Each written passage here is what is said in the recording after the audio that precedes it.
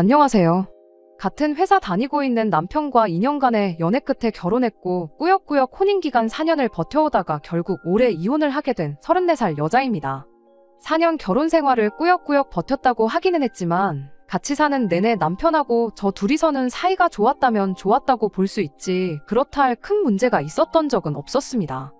하지만 결혼 생활이라는 게 둘이서만 사이가 좋다고 해서 다 되는 게 아니더라고요. 결혼하기 전부터 시댁 식구들과는 조금 삐걱거리면서 시작을 했어요.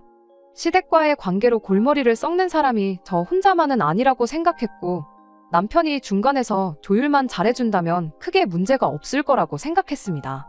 실제로 결혼 준비를 하는 동안은 남편이 시댁 식구들과 저 사이에서 제 편을 몇 번 들어줬기도 하고요. 그런데 막상 결혼하고 나니까 결혼 전에 보여줬던 모습은 온데간데 없이 사라지더라고요.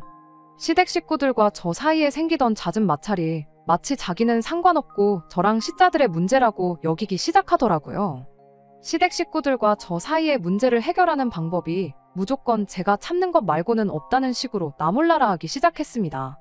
처음엔 남편의 그런 무책임한 대응이 많이 실망스러웠고 불만스러웠지만 그냥 제가 참았어요.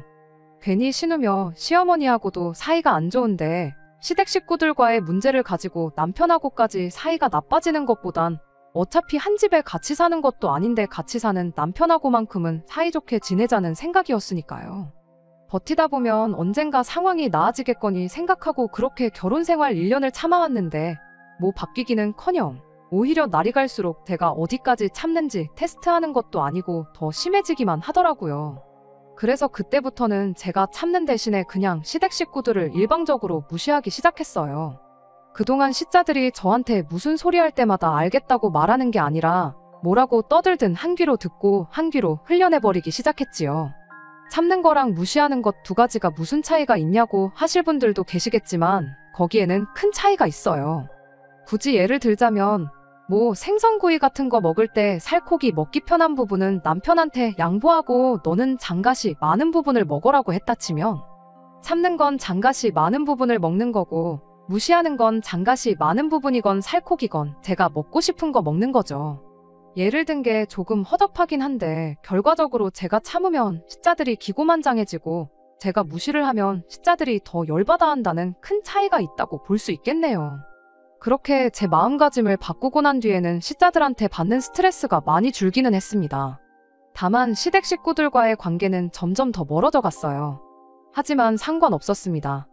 남편이라는 작자는 중간 역할 같은 건 할 생각이 눈꼽만치도 없어 보였고 1년을 참았는데 안 바뀌는 시자들이 앞으로 2년, 3년, 100년을 더 참는다고 한들 바뀌지 않을 거라는 확신이 있었거든요. 어차피 시자들 때문에 스트레스 받을 바에야 제 마음이라도 편한 게 낫다 싶었어요. 남편은 제가 시댁 식구들과 관계가 멀어지는 걸 안타까워하긴 했지만 나서서 해결해줄 생각도 없었으니 초반에 좀 사이좋게 지냈으면 좋겠다고 말 몇 마디 하다가 그냥 말더라고요. 덕분에 시댁 식구들과의 관계는 걷잡을 수 없을 만큼 멀어져 갔지만 남편하고는 나름 사이좋게 지낼 수 있었습니다. 그래도 이런 상황에서 남편이 언젠가는 저를 위해 나서준다든지 말 한마디 해줄 거라는 기대를 내심 갖고 있었습니다. 하지만 정작 중요한 순간에 남편이라는 작자는 제가 아니라 시댁 식구들의 손을 들어줬어요. 뭐 이해가 아예 안 되는 건 아닙니다. 여지껏 남편 인생에 있어서 저랑 가정을 이루고 살았던 4년, 연애했던 기간까지 합쳐도 고작 6년밖에 안 되는데 그 5배를 더 길게 가족으로 살아온 시자들이 더 가족 같고 중요했겠지요. 그런데 그러면 굳이 저런 인간을 내 남편이라고 평생을 믿고 같이 살 이유가 있나 싶었습니다. 그냥 나 말고 소중한 네 가족들이나 평생 챙기라고 한마디 해주고 그렇게 이혼을 하게 되었지요. 제가 어릴 적에 저희 어머니께서 췌장암으로 일찍 돌아가셨어요. 그 후로는 아버지와 둘이서 함께 살았습니다. 저희 할머니 할아버지께서 남자 혼자 어떻게 회사 일하면서 애까지 키우냐며 입양처를 알아봐 주시겠다고까지 했다고 해요. 하지만 저희 아버지는 혼자이므로 힘들게 살지언정 내 새끼를 버릴 생각 없다시며 끝까지 저를 책임져 주셨어요. 시간이 어느 정도 지난 후 할머니 할아버지께서도 저한테 정말 못할 짓을 할 뻔했다며 아버지한테 미안하다 사과를 해오셨고 그 이후로 물심양면적으로 저희를 도와주셨어요. 두 분 돌아가실 때에도 아버지 앞으로 조금이나마 유산을 더 남겨주셨기도 하고요. 아무튼 덕분에 저는 어머니 없는 빈자리가 아쉬웠을지언정 다른 사람 부럽지 않게 모자람 없이 잘할 수 있었습니다. 남편은 시작할 때 말씀드렸다시피 직장 동료로 처음 만나게 되었어요. 나이가 저보다 3살이 많았지만 입사는 같은 해에 했던 입사 동기였습니다. 연수 때부터 시작해 같은 부서에서 일을 하게 되면서 몇 년을 함께 동고동락했고 그렇게 제가 28살이 되던 해에 서로의 마음을 확인하고 연애를 시작하게 되었어요. 저희 회사가 사내 연애를 그렇게 환영하는 분위기는 아니었다 보니 제가 부서 이동을 하게 되었고요. 아무튼 그렇게 2년간의 연애 끝에 저희는 결혼을 하게 되었습니다. 남편과는 연애하면서 아무 문제 없었지만 결혼 준비 시작하자마자 일주일이 지나고부터 시댁과 마찰이 생기게 되었어요. 처음 시댁에 결혼 허락을 받으러 찾아갔을 때만 해도 저는 시댁 사람들이 참 좋은 사람들이구나 생각할 만큼 아무런 문제가 없었습니다. 제 조건이야 뭐 당신 아들하고 똑같은 회사 다니고 있는데 어디 부족하고 모자라다고 할 것도 없었죠. 그때 당시만 해도 시어머니도 시아버지도 저를 꽤나 마음에 들어 하시던 눈치였었습니다. 이런저런 이야기를 나누던 중에 가족관계에 대한 이야기가 나왔어요.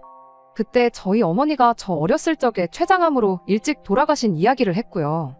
그때는 시부모님 두 분 다 어머니가 일찍 돌아가셨다니 어린 마음에 정말 힘들었었겠다며 저를 위로해주는 분위기였습니다. 그것만 봐도 시부모님 되실 분들이 인품이 훌륭하신 분들이라고 생각했고 남편이 좋은 사람이니 역시나 그 부모인 사람들도 당연히 좋은 사람들이구나 그렇게 생각을 했어요. 그런데 고작 일주일 만에 상황이 완전히 달라지게 되었습니다. 갑작스럽게 시어머니가 저희를 좀 봐야겠으니 퇴근하면 다른 데 갈 생각 말고 시댁으로 곧바로 오라는 연락을 해왔었어요. 왜? 목소리만 들어도 그 사람 기분이 어떤지 알 수 있잖아요. 무슨 상황인지는 전혀 짐작이 가지 않았지만 시어머니 말투가 다급하고 잔뜩 열이 받아 있는 느낌이었다 보니 퇴근하자마자 남편과 부랴부랴 시댁으로 향했습니다. 시댁에 도착했는데 시어머니가 거실 소파에 양팔을 꼬고 앉아서는 저를 무슨 대역죄인이라도 되는 것 마냥 도끼눈을 하고 째려보고 있었습니다. 지난 일주일 동안 제가 무슨 큰 실수라도 했나? 아무리 생각을 해봐도 시댁과 연관지어서 제가 잘못된 행동을 한 게 하나도 없었어요. 그런데 얼마 안 있어서 이 모든 게 신우 때문에 나게 되었다는 걸 알게 되었습니다. 남편 아래로 저보다도 1살 어린 싸가지였고 허세만 가득한 신우가 한 명 있어요. 그런 성격적인 거 둘째치고 그래도 신우가 외모 하나만큼은 정말 이쁘장하게 생겼거든요. 그 잘난 외모로 그때 당시 의사 남자친구를 만나고 있었고요. 제가 시댁에 처음 인사를 드리러 간 날 이후에 신우가 그 의사 남자친구를 만나서 저에 대한 이야기를 했었나 봐요. 그러면서 자연스럽게 저희 어머니가 췌장암으로 돌아가셨다는 이야기까지 나왔나 본데 그 의사 남자친구가 신우에게 말해주길 췌장암은 가족력이 있다는 이야기를 해줬는가 봐요. 뭐 결혼을 반대하라고 아기를 가지고 했던 말은 아니고 그냥 알고나 있으라고 말해준 것 같긴 한데 시댁에서는 이걸 엄청 심각한 상황처럼 받아들였던 것 같아요. 어떻게 그런 사실을 당신들한테 숨길 수가 있냐면서 저를 나무라기 시작했으니까요. 솔직히 저는 시어머니가 저를 무슨 예비 암 환자처럼 대우를 하는 게 도무지 이해가 가지 않았습니다. 저희 어머니가 췌장암 때문에 돌아가셨다는 사실을 숨기지 않았는데 그게 가족력이 있는 병이라는 걸 말을 안 했다는 게 그렇게 큰 잘못인가 싶었거든요. 그리고 솔직히 그때까지만 해도 그게 가족력이 있는 병이라는 사실을 저도 모르고 있었기도 하고요. 게다가 가족력이 있다고 한들 제가 무조건 말년에 그 병으로 죽게 된다는 게 아니잖아요. 남편도 그때는 제 편을 들어줬어요. 가족력이 있다고 한들 무조건 똑같은 병으로 고생하는 거 아니지 않냐고. 오히려 가족력으로 따지면 우리 집도 골다공증 환자가 여럿 있지 않느냐고 무슨 말씀을 그렇게 하시냐고 제 편에 서서 목소리를 내줬어요. 시어머니는 너 세상에 골다공증으로 죽는 사람 봤냐고. 근데 췌장암은 이야기가 다르지 않냐. 이야기 들어보니 암 중에서도 가장 악독한 암이라고 한다더라 하면서 남편 말을 딱 잘라내더군요. 이어서 시어머니는 당신이 알아보니까 암 치료하려면 돈도 엄청 깨지고 그런다는데 미래가 너무 뻔히 보이는 결혼을 어떻게 허락할 수가 있겠느냐며 열변을 토하기 시작했어요. 가족력 있을 수 있죠. 저보다 똑똑하신 분들이 여러 케이스들 보면서 연구하고 논문까지 내고 그러셨는데 그게 틀렸다고 부정하지는 않습니다. 말이 씨가 된다고 하니까 별로 제 입으로 말하고 싶지는 않지만 시어머니가 걱정하는 것처럼 진짜 나중에 가서 제가 어머니랑 같은 이유로 병원 신세를 질 수도 있을 테죠. 그런데 제가 지금 이미 환자인 상태라면 말을 않겠지만 사지멀쩡하고 건강하다 못해 잔병치레도 하나 없어서 이날이 때껏 학교도 개근했고 회사도 한번 빠져본 적 없는 사람이거든요. 그런데 구덕이 무서워서 장 못 담근다더니 이런 일로 결혼을 반대하는 게 정말 어처구니가 없었습니다. 남편은 계속해서 제 편을 들어줬어요. 시어머니한테 그건 너무 멀리 간 거 아니냐고, 앞으로 걸릴지 안 걸릴지도 모르는 걸 가지고 그러시는 게 어디 있냐. 지난주에 결혼 허락 받으면서 이제 모든 회사 사람들이 우리 결혼 준비 시작하게 된 거 다 알고 있다. 몇몇 직원들한테는 벌써 선물도 받고 그랬는데 그런 말도 안 되는 이유로 이 결혼이 엎어지면 자기가 앞으로 회사 사람들한테는 뭐라고 설명할 것이며 앞으로 회사에서 제 얼굴은 어떻게 보고 또 자기가 얼굴을 어떻게 들고 다니겠냐며 시어머니를 설득하기 시작했어요. 남편이 그때 파혼을 하기 싫어했던 이유가 시어머니의 황당한 억지를 받아들일 수 없다기보단 다 회사에서 자기 체면 때문에 그랬다는 게 참, 어떻게 보면 우리 결혼의 끝은 이미 그때부터 정해져 있던 거나 마찬가지가 아니었나 싶지만 솔직히 저 또한 이렇게 파혼하면 회사 사람들한테는 어떻게 설명을 해야 하나 그 생각을 했었으니 이 부분에 대해서는 저도 할 말이 없네요. 아무튼 어이없는 이유였지만 어쨌든 집안 반대에도 불구하고 남편이 계속적으로 시어머니를 설득했어요. 자식이기는 부모 없다는 말처럼 결국 남편은 시어머니의 허락을 받아냈습니다. 지금이야 이혼했지만 그때 생각하면 남편에게 확실하게 고마운 마음도 있었어요. 부모님의 뜻을 꺾어가면서까지 저와 결혼을 하겠다는 사람이었으니 앞으로 제 결혼 생활은 행복할 것이라 믿어 의심치 않았죠. 시어머니가 반대하던 결혼을 다시 허락해주면서 내건 조건이 하나 있었어요. 결혼 후에는 각자의 수입을 각자가 서로 관리할 것이었습니다. 더 쉽게 풀어 말하자면 결혼식 올릴 때까지 들어가는 비용은 같이 부담하되 결혼하고 나면 네 돈은 네 돈이고 내 돈은 내 돈이다. 확실하게 선을 그어서 살라는 말이었습니다. 설명해주지 않아도 딱 감이 오는 게 있었어요. 만에 하나 가까운 미래던 먼 미래던 간에 제 몸에 이상이 생기거든 내 아들이 피땀 흘려 벌어온 돈으로 입원할 생각 말고 병원비나 치료비 모두 제가 모아놓은 돈으로 부담하라는 뜻이었습니다. 다만 당장 결혼할 때 들어가는 비용은 얼마가 들어갈지 모르는데 일단 큰돈이 들어갈 것 같으니 그건 같이 부담하라는 소리겠고요. 거기까지는 알겠다고 했습니다. 제가 미래에 아프지 않는다는 확신은 없었지만 솔직히 사람 일이 어떻게 될지 누가 아나요. 평생을 담배 한 대 입에 물어본 적 없는 사람도 폐암에 걸릴 수 있다잖아요. 그저 남편이 저를 위해 이만큼 해줬으니 저도 어느 정도는 양보하는 게 맞다고 생각했습니다. 대신 저도 무조건 시어머니 말을 따르지는 않았습니다. 결혼할 때 결혼 비용은 같이 부담하라고 하셨는데 그것까지 따로 하겠다고 했지요. 저희 아버지가 할머니 할아버지 돌아가시면서 두 분 살고 계시던 아파트를 물려받으셨거든요. 아버지는 항상 결혼하면 그 집을 저한테 주겠다고 하셨고요. 그래서 거기에 신혼살림을 차리기로 했어요. 대신 증여를 받는 게 아니고 아버지가 남편한테 전세를 주는 걸로 하기로 했습니다. 모자란 전세금은 남편이 남편 이름으로 대출을 받아서 남편 혼자 갚기로 했고요. 나중에 시어머니가 제게 어떻게 하는지 봐서 그 후에 아버지한테 집을 받게 되면 남편 돈은 남편에게 돌려주고 명의를 공동명의로 할 생각이었어요. 남편도 어쨌든 집을 그렇게 마련하게 된다면 돈을 엄청 아낄 수 있다는 걸 알았기에 아무 불만 없이 그렇게 하겠다고 했고요. 조금 복잡하긴 했지만 이렇게 이혼하고 난 지금 와서 생각해보면 그때 그렇게 하길 정말 잘한 거라는 생각밖에 들지 않네요. 아무튼 저희는 그렇게 결혼을 하게 되었습니다. 이왕 결혼했는데 시어머니가 저한테 조금 마음을 열어주면 좋겠다 싶었지만 현실은 그렇지 않았어요.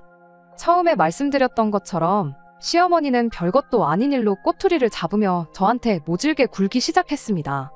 싸가지 없는 신우까지 가세해서 저를 벌써 환자 취급을 하면서 시어머니한테 힘을 보태줬고요. 그토록 힘들게 저를 위해 결혼을 허락받아와줬던 남편은 언제 그랬냐는 듯 저 시자들과 저 사이의 갈등에 자기는 마치 제 3자인 척 모르쇠로 일관하기 시작했습니다. 남편은 저한테 어차피 저런 사람들인 거 알고 결혼한 거 아니냐고 자기가 뭐라고 해봐야 씨알이나 먹히겠냐며 차라리 제가 참으면서 사는 게 방법이라고 했어요. 그래도 언젠가는 시댁 식구들과 잘 지내보고 싶은 제 마음이 전해지지 않겠냐. 나까지 나서게 해서 일 크게 만들지 말고 일단은 버텨보라는 식으로 말이죠. 처음 1년은 그렇게 버텨봤습니다.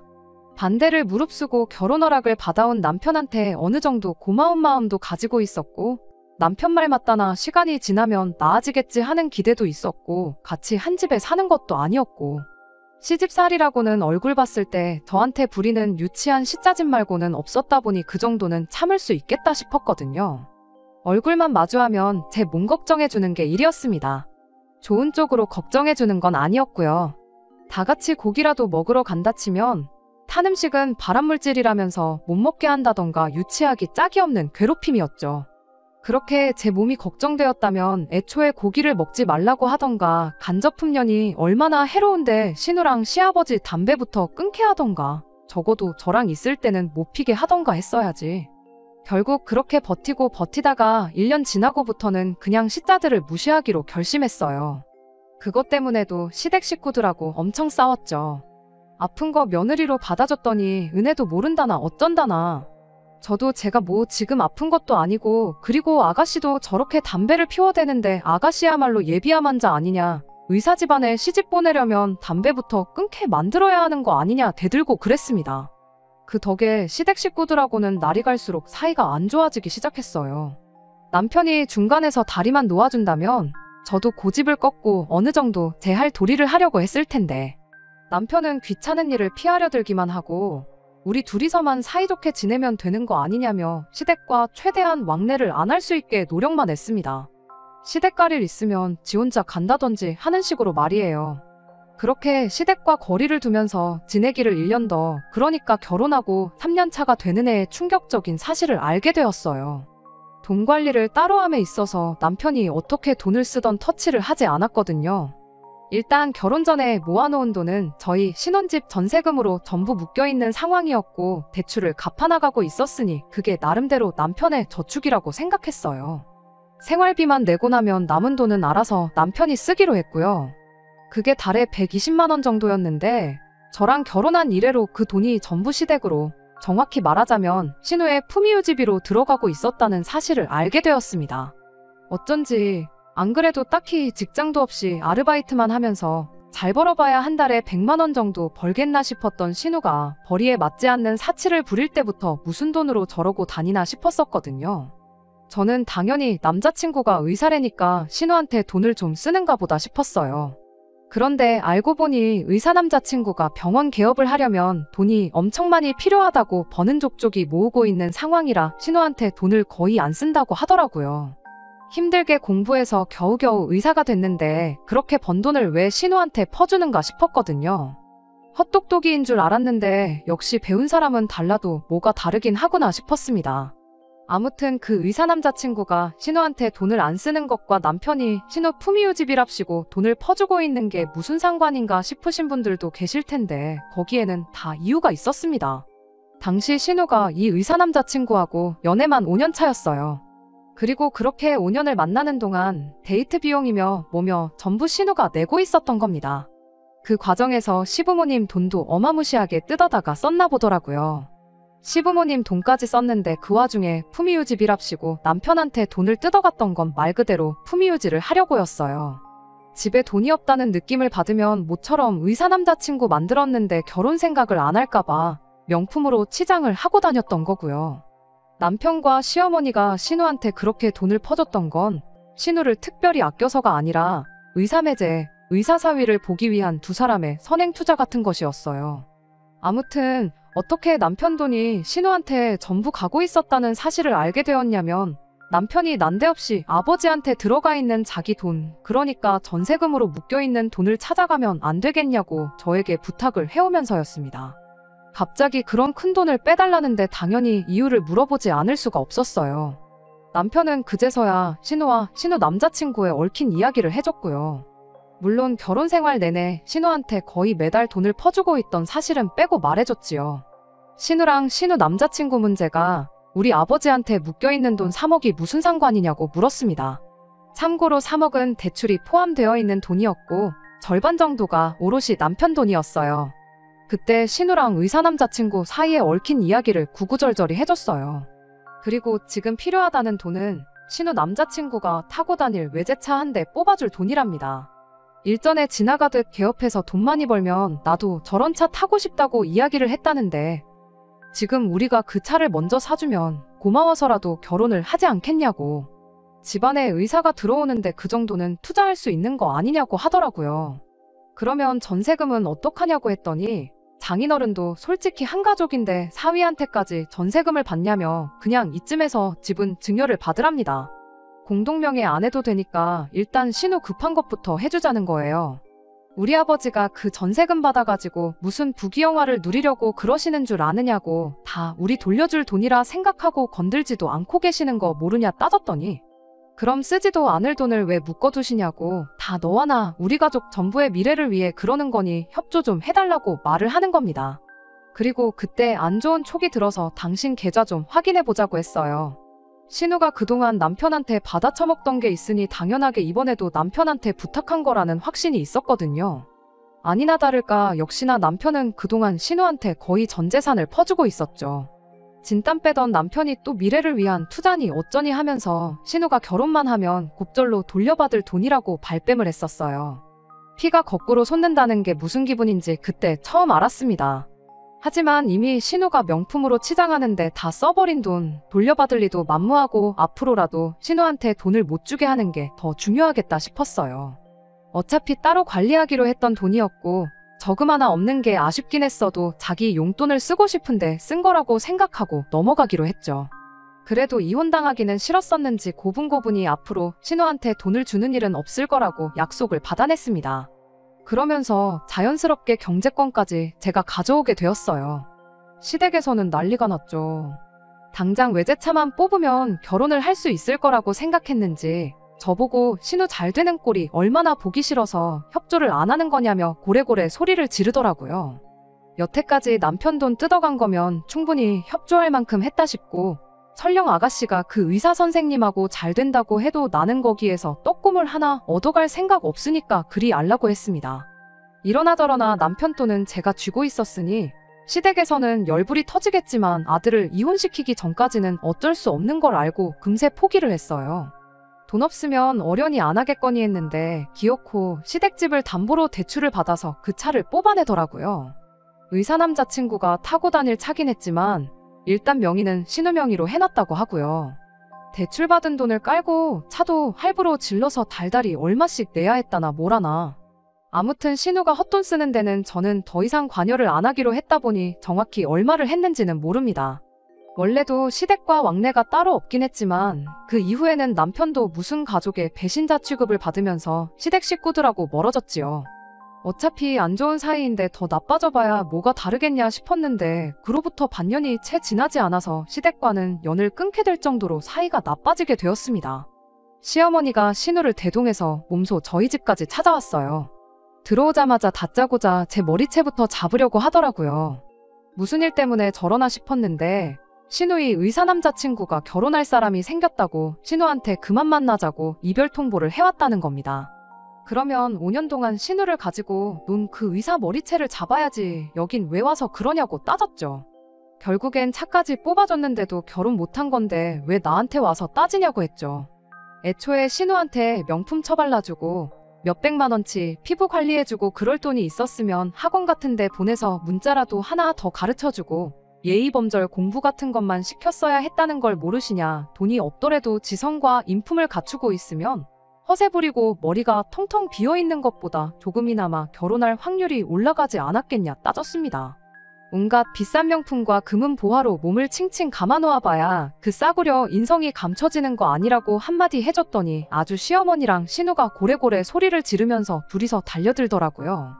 남편이 두 사람을 저에게서 떼어놓는 것만도 엄청 애를 먹었습니다. 하루아침에 갑자기 결혼할 사람이 생겼다고 이별 통보를 했다는 건 애초에 신우를 결혼 상대로 생각한 적이 한 번도 없었다는 소리라고.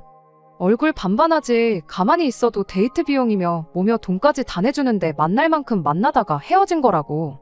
보나마나 뭐 개원해준다는 집구석이라도 나타난 거 아니겠냐. 그래서 신우랑 볼장 다 봤으니까 그쪽으로 갈아탄 거 아니냐고 한마디 했습니다. 이제 그만 꿈 깨고 외제차라도 빨리 반납을 하던지 중고매물로 넘기든지 해서 현금부터 확보하고 집담보로 받은 대출부터 어떻게 하시라고 진심 어린 충고도 해줬습니다. 머리끄덩이까지 잡힐 뻔했는데 2번 다시 안 볼 각오로 조금 세게 말한 건 사실이에요. 그 정도로 해야지 정신을 차리던가 아니면 진짜로 연을 끊던가 확실한 결과가 나올 거라 생각했으니까요. 사실 이 상황에서 가장 나쁜 건 그 누구도 아니고 5년 동안 있는 대로 신우 단물만 쪽 빨아먹은 그 의사 남자친구가 나쁜 사람이었죠. 사실상 제 결혼 생활이 꼬이기 시작한 것도 그 사람이 지나가면서 던진 가족력 이야기 때문이나 마찬가지기도 했으니까요. 원망할 사람은 따로 있는데 그 사람은 제껴두고 가족들끼리 이러고 있는 상황이 저도 좋지만은 않았습니다. 결과적으로는 시댁과 영영 연을 끊고 살기로 했어요. 그렇게 되었다고 한들 제 인생에서 크게 달라지는 건 없었습니다. 어차피 안 보고 지내던 사람들, 봐봤자 좋을 것 하나 없던 사람들하고 공식적으로 안 보고 지내게 되었는데 차라리 좋으면 좋은 일이지 나쁜 건 하나도 없었죠. 남편도 그 와중에 저를 선택해줬고 신우랑 시어머니가 그 난리를 치고 돌아간 뒤에 이왕 이렇게 된 거 우리 둘이서만이라도 잘 살아보자고 저를 다독여주기도 했고요. 실제로 그 후로 반년간은 남편과 둘이서 정말 더할 나위 없이 좋은 결혼 생활을 보냈습니다. 제 인생에서 시자들 2명이 없어졌을 뿐인데 이렇게 좋을 수가 없더라고요. 그런데 그 행복도 잠시 제 인생 최악의 불행이 찾아오게 되었습니다. 저희 아버지께서 뺑소니 사고를 당하시면서 정말 준비할 틈도 없이 세상을 떠나셨거든요. 저희 결혼 생활도 경제적으로나 정서적으로나 안정기에 접어들고 있었고 이제 손주도 보여드리고 그동안 저를 키워주신 은혜를 갚을 계획이었는데 그럴 틈도 없이 허망하게 세상을 떠나셨어요. 넋이 나간 상태로 장례식장에서 펑펑 울고 있는데 시부모님이랑 신우가 찾아왔어요. 남편 연락받고 허겁지겁 왔다더라고요. 일부러 와줘서 고마운 마음도 없었고 여기가 어디라고 왔냐고 따져물을 기운도 없었습니다. 장례식 끝나고 나서 남편이 시댁 식구들을 부른 이유가 아무리 사이가 안 좋아도 연락은 당연히 해야 하는 게 맞는 것 같고 혹시나 이게 기회가 돼서 가족들과 관계를 회복하는 계기가 되지 않겠냐는 소리를 하더군요.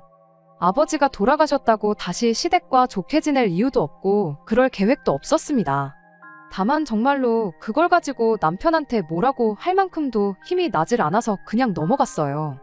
남편은 이런 제 반응을 가지고 제가 수긍을 했다고 혼자서 착각을 했었나 봐요. 그렇게 아버지 좋은 곳에 보내드리고 2주가 지나서였나 남편이 자기랑 같이 어디 좀 가자는 이야기를 하더라고요. 어딘지 말을 안 해주는데 그동안 제가 아버지 일로 기운이 빠져 있었으니 어떻게든 제 기분 좀 좋게 만들어주려고 계획이라도 세워놓은 줄 알았죠. 도착한 곳은 제법 분위기가 괜찮은 레스토랑이었어요. 이 사람도 이 사람 나름대로 노력하는구나 싶어서 저도 애써 밝은 표정 지으면서 신경 써줘서 고맙다 말하고 안으로 들어갔습니다.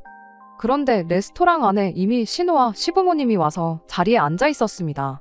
시어머니 얼굴을 보자마자 기분이 나빠져서 저는 그 길로 밖으로 빠져나왔어요. 어딜 가냐고 저를 붙잡는 남편을 밀치고 뛰쳐나와 그 길로 택시를 타고 집으로 돌아왔습니다. 그런데 기어이 그 인간이 시부모님하고 신우를 집까지 끌고 오더라고요. 잠깐 이야기 정도는 들어볼 수 있지 않냐면서 시어머니한테 기회를 좀 달라고 하는데 이야기 안 들으면 아예 자리 깔고 들어놓을 것 같아서 무슨 소리 하는지만 들어보기로 했습니다. 저희 아버지 일은 유감이다 하면서 마음에도 없는 소리를 하는 걸 보니 분명히 꿍꿍이 속이 따로 있겠구나 싶었는데 아니나 다를까 이제 너한테 남은 가족이라곤 우리들밖에 없지 않니 하면서 말도 안 되는 요구를 해오기 시작했습니다. 연락 없이 지내던 사람이 갑자기 찾아와서 잘하면 솔직히 돈 이야기 말고는 할 게 없잖아요. 역시나였어요. 신우가 의사 남자친구 태워줄 차 뽑아준다고 집을 담보로 받은 대출 3억을 저보고 좀 갚아달라네요. 그리고 이왕 갚아주는 김에 신우 앞으로 1,000만 원 정도만 더 융통해줄 수 없냐고 물어왔고요. 그러면서 자초지종을 말해주는데 참 어이가 없더군요. 그때 당시 차 뽑는다고 대출 3억을 받은 걸로 알고 있는데 차를 빨리 정리하고 원금부터 줄이라고 조언까지 해줬는데 어찌하여 아직도 3억 빚이 남아있는가 싶었는데 신우가 아주 큰 사고를 쳤더라고요. 아무리 같이 차를 타고 다니려고 했던 남자친구랑 헤어졌다고 한들 신우 허세에 자기 인생에 언제 또 이렇게 비싼 차를 끌어보겠나 싶었답니다. 그래서 그 비싼 보험료랑 유지비 내면서 차를 끌고 다녔던 거예요. 1년 뒤에 중고매물로 내놓나 지금 내놓나 그렇게 큰 차이 안 난다면서요.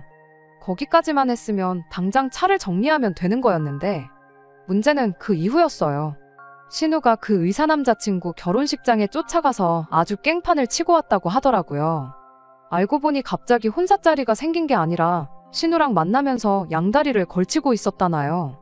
연애는 얼굴 예쁜 여자랑 하고 결혼은 돈 많은 여자랑 하냐고 하면서 아주 결혼식장을 뒤집어 놓았다는데 솔직히 그 의사 남자친구가 상종도 못할 인간 쓰레기인 것도 맞고 5년 동안 없는 형편에 단물만 쪽 빨리고 버림받은 신우가 결혼식장을 뒤집어 놓고 돌아왔다니 내 신우만 아니었다면 잘했다고 완전 사이다라고 칭찬해줬을 일이었죠. 아무튼 덕분에 신우가 예식장에서 업무방해죄로 소송이 걸려서 그쪽으로 내야 할 벌금도 있고 결혼식장 엎어놓으면서 명예훼손으로 민사 걸린 게 있어서 거기에도 줘야 할 벌금도 있고 이래저래 해서 돈이 필요한 상황이랍니다. 벌금이야 얼마 안 되는 돈이지만 진짜 문제는 그 이후였어요. 그렇게 신우가 깽판을 쳐놓고 와선 혼자 기분 울적하다고 술을 잔뜩 마시고 기분 풀겠다고 차를 끌고 새벽에 나갔답니다. 그러다 차 사고가 크게 나면서 폐차 처리를 했다고 그래서 아직도 3억 빚이 그대로 남아있는 거였고요. 돈을 갚아주고 말고를 떠나서 음주뺑소니 사고로 아버지를 잃은 저한테 찾아와서 음주사고를 냈으니 돈 좀 어떻게 해줄 수 없냐고 묻는 이 사람들이 정녕 사람인지 인두겁을 쓴 짐승 자식들인지 싶더군요. 다 필요 없으니 당장 내 집에서 꺼지라고 고래고래 소리를 질렀죠. 평소였으면 저한테 똑같이 싫은 소리 하면서 받아쳤을 텐데 당장 저 아니면 돈 구할 곳이 없으니 아무 말도 못하고 그냥 깨갱하고 꼬리를 내리더라고요. 그런데 결정적인 순간에 믿었던 남편이 시댁의 편을 들어줬어요. 우리 사는 이 집도 장인어른 살던 집에 남은 유산까지 다 받았는데 솔직히 그 돈 해주는 거 지금 형편에 전혀 어려운 게 아니지 않냐고요. 이번에 어머니한테 이 돈 해주면 시모도 그렇고 신우도 그렇고 저를 좋게 봐주지 않겠냐고. 그냥 그 돈 해주고 우리 이제 한가족답게 사이좋게 지내보는 건 어떻냐는 제안을 하더라고요. 저는 곧바로 남편한테 지난 결혼생활 4년간 받았던 스트레스가 고작 돈 3억이면 해결되는 거였다는 소리냐 따져 물었습니다. 그럴 거였으면 진작에 3억을 해오라 그러지 그랬냐고. 여태껏 네 가족들이 나한테 거품 물고 달려들 때는 나보고 참아달라고 모르는 척하던 인간이 네 가족들이 저러니 화해하고 잘 지내보자고 중간 역할을 해주는 거냐 따졌습니다. 이미 아버지 돌아가신 일로 정신적으로 지쳐있는데 남편까지 저러니 이젠 이 꼴 저 꼴 보기 싫어졌어요. 그래서 그냥 이혼하자고 했습니다. 마침 아버지한테 전세금이라고 묶인 게 3억이지 않냐. 그 돈 그대로 돌려줄 테니 그걸로 니네 엄마 빚도 갚아주고 네 동생 합의금도 내주고 알아서 하라고 했죠. 그랬더니 신우가 옆에서 TV에서 본 건지 어디서 주워들은 건 있어가지고 지 오빠한테 이혼하라고. 이혼하면 우리가 더 이득이라고 아주 불난 곳에 기름을 붓더라고요. 뭐가 이득이라고 생각했나 했더니 이혼해서 재산 분할을 하라는 겁니다. 집이 두 채에 여태 모아놓은 돈까지 생각하면 지들이 훨씬 이득이라는 거죠. 어이가 없어서 정말. 뭘 똑바로 알고나 말하라고. 아버지가 물려주신 재산은 분할 대상에 포함되지도 않을 뿐더러 니네 엄마가 결혼 전부터 돈 관리를 따로 하라고 못을 박아준 덕분에 아마 각자 재산도 분할 안 하게 될 수도 있는 거 모르냐고요. 아니, 혹시 모른다고. 결혼하고 나서 모은 돈은 각자가 관리했지만 그 돈을 아가씨 외제차 뽑아주는데 홀랑 날려먹을 뻔한 걸 내가 막아주지 않았냐. 그런 기여도를 어느 정도 인정받을 것 같은데 그럼 재산을 나눠서 득을 보게 되는 건 네 오빠가 아니라 내가 될 것이라고 한마디 해줬죠. 그리고 그 꼴을 보니 저 시자들이 내가 그 돈을 해준다 한들 관계회복은커녕 더 기고만장해지겠다는 생각밖에 안 들었고 이혼이라는 결정에 더욱더 확신을 주게 되었습니다. 남편은 그 와중에도 이혼이 무슨 소리냐고, 이혼하면 회사 사람들한테는 어떻게 설명할 거며 회사에선 어떡할 거냐고 되묻더라고요. 그건 그때 가서 알 일이고 이혼한 마당에 회사 사람들한테 네 체면까지 챙겨줘야 되냐고 그냥 있는 그대로 가감없이 말해줄 테니까 네 체면은 네가 알아서 찾으라 한마디 해줬습니다. 이혼 선언을 하고 남편도 시댁으로 보내버렸어요. 아버지가 맡아두고 있었던 남편 돈은 정말 고스란히 통장 내역에 입금 내역 말고는 아무 기록도 남지 않도록 모아두셨더라고요. 그걸 보니까 눈물이 다 나올 지경이었어요. 그저 저희 행복하기만을 바라셨던 아버지께 괜히 죄송스러워서 그랬나 봐요. 아무튼 그 돈은 그대로 남편한테 돌려주고 이혼했습니다. 소송으로 갈 경우에 자기가 불리한 입장이란 걸 알았는지 순수하게 합의 이혼해줬어요. 그냥 소송으로 가서 시자들한테도 위자료 좀 받아낼까 했는데 하루라도 그 집구석 인간들 얼굴 안 보는 게 제 정신건강에나마 더 좋을 것 같아서 그냥 순순히 합의해준다고 할 때 도장 찍고 갈라섰습니다. 저희 이혼하고 나서 회사 사람들한테 엄청난 관심이 쏟아졌어요. 말했던 대로 가감없이 있었던 일 전부 말해줬고요. 저희 이혼 소식에 회사에서 알게 모르게 연애하던 사내 커플들이 전부 헤어졌다는 이야기도 들었습니다. 혹시나 잘못됐을 때 회사에서 다시 얼굴 마주 대할 자신이 없다나요. 몇몇은 저보고 멘탈이 대단하대요. 남편 꼴 보기 싫어서라도 회사를 그만둘 텐데 꾸역꾸역 다니고 있는 게 대단하다고요. 내가 뭘 잘못했는데 힘들게 들어온 회사까지 관둬야 하냐고. 그리고 한 명이 그만둬야 한다면 유책 배우자나 마찬가지인 남편이 그만두는 게 이치에 맞는 거 아니냐 하니 다들 그렇다 하고 웃고 말았습니다. 남편은 그 이후로 회사에서 몇 번이고 얼굴을 마주쳤어요. 피부도 푸석푸석해지고 눈 밑에 다크서클도 거의 콧잔등까지 내려온 게 제대로 잠을 못 자는 것 같아 보였는데 직장 동료 중 한 명이 남편 이야기를 제게 해주더라고요. 얼마 전에 남편이 대리운전을 하고 있던 걸 봤다고요. 당장 시댁에 갚을 돈이 한 푼 두 푼이 아니니까 남편이 투잡까지 뛰면서 죽어라고 벌고 있는 실정인가 봅니다. 하기야 빚 갚아주고 월급으로 신호 허용 떠는 거에 시모 생활비까지 내주면서 자기 미래 준비하려면 그 정도는 당연히 해야겠지요. 평생을 두고 치를 떨면서 내 편 한 번 들어주지 않았던 거 후회하면서 살았으면 좋겠습니다. 이렇게 이혼하게 된 게 그렇게 후회가 되지는 않아요. 생각보다 회사 사람들의 저희를 향한 관심이 훨씬 빨리 끊어지게 되었고 그 집구석에서 시자들한테 시달리는 걸로 모자라 내 돈에 아버지 유산까지 뜯기고 살았다면 아마 가족력이 아니더라도 없던 병까지 얻어서 제 명에 못 살았을 게 분명하니까요. 끝까지 들어주셔서 감사합니다. 오늘의 사연은 여기까지입니다. 구독과 좋아요, 알람 설정 부탁드리고 더 좋은 사연으로 다시 찾아뵙겠습니다. 감사합니다.